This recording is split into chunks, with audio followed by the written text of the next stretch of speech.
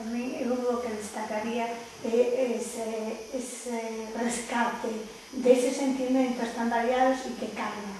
Porque, de feito, bueno, a miña nena está no club de lectura, está o pai, é un pouco así, camuflada, pero algunha desas cartas as leímos xuntas e chorábamos como madalenas, as dúas, e creo que podemos entendelo, bueno, evidentemente, como decías ti, non somos o mesmo con 28 que con 40 e tampouco somos o mesmo a hora de 12 que eu como nai, pero sí o sentimento, bueno, pois esa nena violar, ou, bueno, das distintas cartas.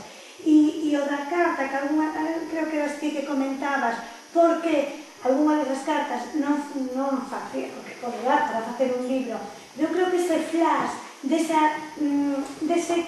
tempo corto e tan intenso que chega moito máis, digamos, a lectura e a vivencia.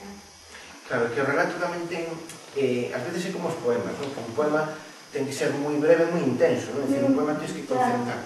O relato tamén ten que, en moitas menos páxinas, ter unha carga moito maior, claro, porque na novela sí que podes ser máis descriptivo, podes demorar máis as situacións, pero claro, nos relatos non. Por iso tamén, ás veces, hai que comprimir, non? Sí, a mí eso, que valoro o tema de sentimentos, porque quizá, pois eso, neste mundo en que estamos, deixamos como moito de lado, non nos paramos a reflexionar, incluso, bueno, pues a nivel de rapaces, do que sinten, do que viven, e que ese libro dá para... Bueno, de feito, nos comentarios que facían no club, decían algún rapaz, decía, bueno, a mí me fixo parar e pensar noutras realidades, non? É dicir, a realidade non é toda como a miña, non?